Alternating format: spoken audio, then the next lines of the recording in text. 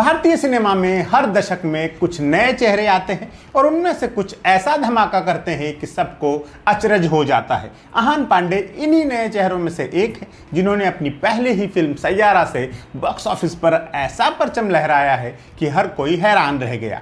क्या है इस डेब्यूटेंट की कहानी, आइए जानते हैं कि वो कहां से आते हैं, अब तक क्या कुछ कर चुके हैं, सैयारा उन्हें कैसे मिली और कैसे कोविड ने उनका सबसे बड़ा सपना तोड़ दिया था। चलिए सब कुछ पता किया जाए।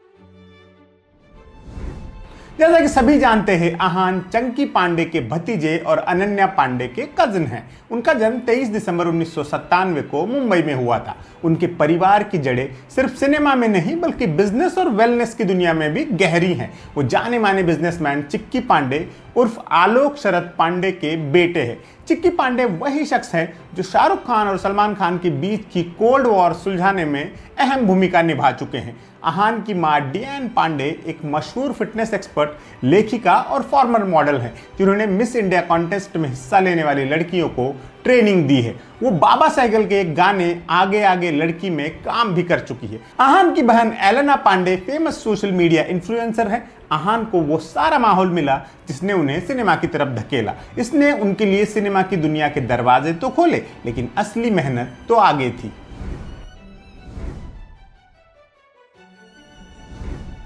आजकल कई स्टार किड्स सीधे पर्दे पर कूद पड़ते हैं, लेकिन अहान का रास्ता थोड़ा अलग था। उन्होंने पढ़ाई को पूरी तवज्जो दी और अपने क्राफ्ट को निखारने पर ध्यान दिया। उन्होंने अपनी स्कूलिंग मुंबई के ओबेरॉय इंटरनेशनल स्कूल से की। इसके बाद मुंबई यूनिवर्सिटी से fine art, cinematic arts, film और टेलीविजन प्रोडक्शन में डिग्री हासिल की। उनकी पढ़ाई में स्क्रिप्ट राइटिंग, एडिटिंग, डायरेक्टिंग और पोस्ट प्रोडक्शन जैसे पहलू शामिल थे, जिससे उन्हें फिल्म मेकिंग के हर पहलू की गहरी समझ मिली। किताबी ज्ञान के बाद उन्होंने मैदान में भी पसीना बहाया। वो कई फिल्मों में असिस्टेंट डायरेक्टर रहे। इनमें नवाजुद्दीन सिद्दीकी की फ्री की अली, फरहान अख्तर की रॉक ऑन 2 और रानी मुखर्जी की मर्दानी 2 जैसी फिल्में शामिल हैं। इसके अलावा उन्होंने शिव रवेल डायरेक्टेड मशहूर Netflix series the railway man में भी असिस्ट किया।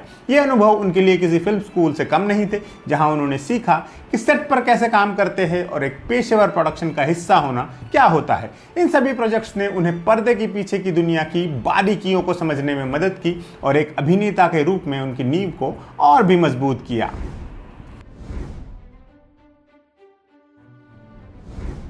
अगर सब कुछ ठीक रहता तो अब तक अहान पांडे की पहली फिल्म आए कम से कम 4 साल बीत चुके होते। उनका बहुत पहले ही डेब्यू होने वाला था, और वो भी किसी छोटी मोटी फिल्म से नहीं बल्कि एक सुपर हीरो फिल्म से। यशराज फिल्म्स ने उन्हें एक grand multi part super hero saga में लीड रोल के लिए चुना था, जहां अजय देवगन मेन विलन की भूमिका निभाने वाले थे।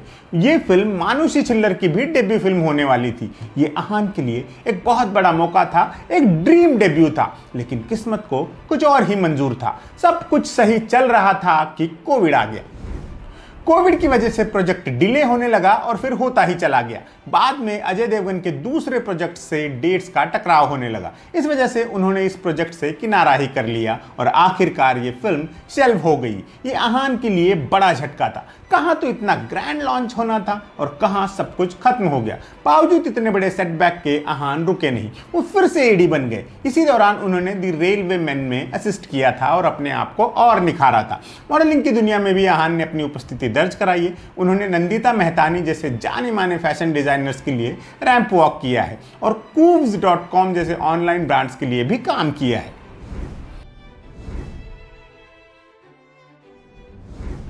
अहान पांडे की बड़े पर्दे पर एंट्री चाहे जितनी देर बाद हुई हो, इंटरनेट पर उनका अच्छा खासा प्रेजेंस रहा है। स्नैपचैट से लेकर इंस्टाग्राम तक वो लगातार सोशल मीडिया की नज़रों में रहे हैं। उनके कई वीडियोस काफ़ी पॉपुलर रहे, कभी फिटनेस वीडियो, कभी बॉलीवुड गानों वाली रील्स, तो कभी गिटार सेशंस। सोशल मीडिया पर उनकी भरपूर मौजूदगी रही। पिछले दिनों उनका एक डांस वीडियो वायरल हो गया था जिसमें वो अपनी बहन की शादी के फंक्शन में शाहरुख खान के हिट गाने आई एम द बेस्ट पर परफॉर्म कर रहे थे, वो भी शाहरुख खान के सामने ही। कभी कभी इंटरनेट पर उनकी ट्रोलिंग भी हुई है। उन्हें नेपो किड कहकर भला बुरा भी कहा गया है।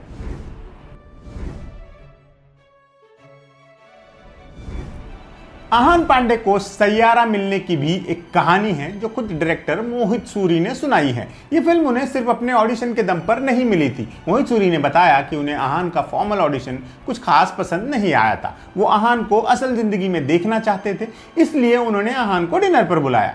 कुछ ड्रिंक्स के बाद आहान रंग में आ गए और उन्होंने अपनी असली पर्सनालिटी दिखाई। वो साउथ बॉम्बे के एक बार में बार पर चढ़कर डांस करने लगे।